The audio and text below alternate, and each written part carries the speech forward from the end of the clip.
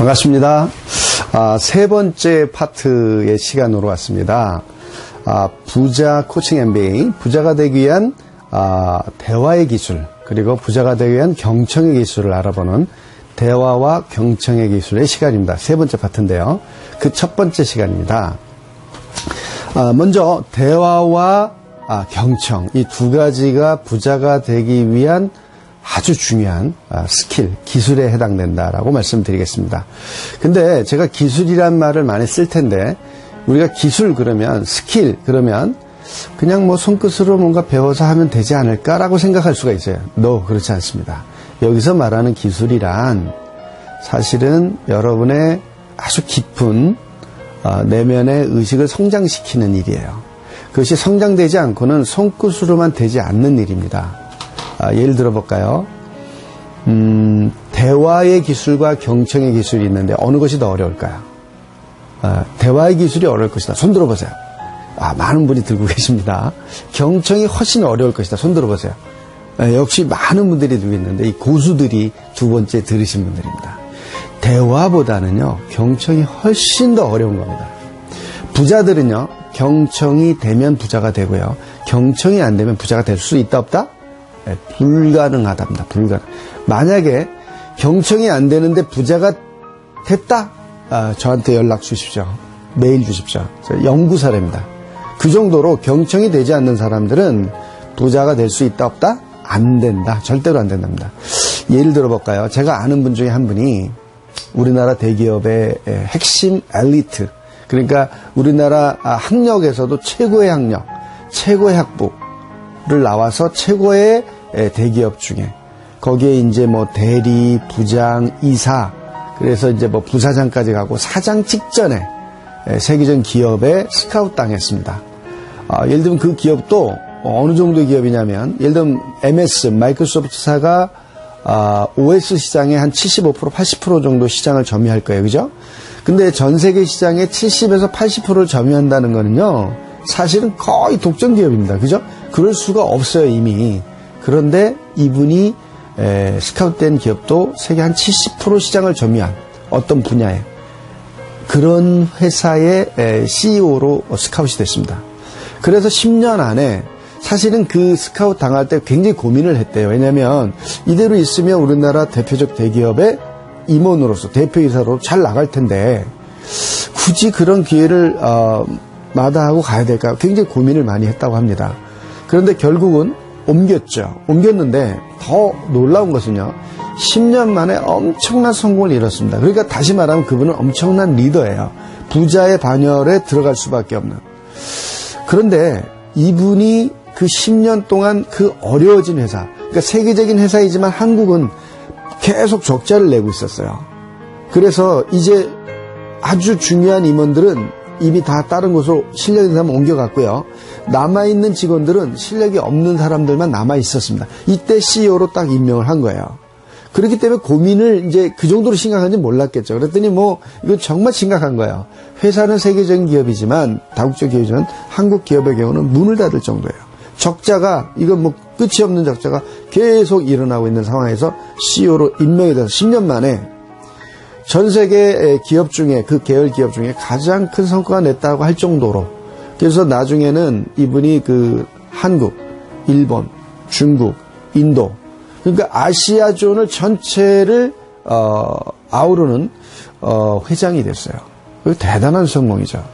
그런데도 불구하고 놀랍게 그 시점에, 그 놀라운 성공을 이뤘던 그 시점에 제가 코칭을 하게 됐어요. 그런데 놀라운 것은 경청이 안 되더라는 거죠. 그래서 제가 너무 놀랐어요. 왜냐하면 그분은요, 역대 대통령상, 역대 신문상, 상이라는 상은 다 입선 분이에요. 너무나 대단한 분이라 제가 존경을 하는 분이에요. 그런데 경청이 안 되더라는 겁니다. 경청이. 너무 놀라웠어요. 아주 충격적이었습니다. 도대체 왜 그럴까? 그래서 저만 그런 줄 알고 제 주변에 그분을 둘러싼 분들에게 물어봤어요. 나는 이렇게 느껴지는데 어떻게 생각하시는지. 그래서 놀랍게도 저하고 똑같은 대답이었어요. 그래서 우리가 이제 상황 리더십을 첫 번째 코스에서 배우셨는데, 굉장히 좋은 직원들이 많이 나가버리고요, 실력이 비교적 부족한 직원들이, 갈 데가 없는 직원들이 남아있는 상황에서 리더가 옵니다. 그리고 10년 동안 그들과 함께 일을 합니다. 그들의 이야기를 고려할 필요가 있을까요? 없을까요? 그들의 의견을 위임할 필요가 있었을까요? 없었을까요? 다시 말하면 그 리더는 철저하게 상황 리더십에 맞춰서 위임이 아닌, 격려가 아닌 지시와 지도의 리더십을 철저하게 세운 결과 세계적 기업으로 10년 안에 만든 거죠. 그러나 여러분 보십시오. 그러나 그러면서 잃어버렸던 것이 있었다면 이제 경청이라고 하는 놀라운 부분을 잃어버린 거예요. 왜냐하면 의욕이 있는 직원들 다 나갔잖아요. 그죠? 물론 마지막 부분에서는 아주 뛰어난 직원들이 그 회사를 이제 채웠겠지만 이미 안정권으로 돌아간 뒤에 잃어버린 것이 있다면 경청입니다. 그 이후로는요, 사실 이제 독립해서 하시는데 그렇게 큰 성공이 있었다는 뉴스를 제가 본 적이 없어요. 저도 그분을 참 존경하고 좋아하기 때문에 여러 가지 면에서 좀 그 안타까운 마음을 갖고 있는데요. 근데 경청이 안 되면요, 사실 도와줄 수가 있을까요, 없을까요? 놀랍게도 도와줄 수도 없습니다. 경청이란 이렇게 어려운데 아주 좀 가벼운 이야기로 가볼까요?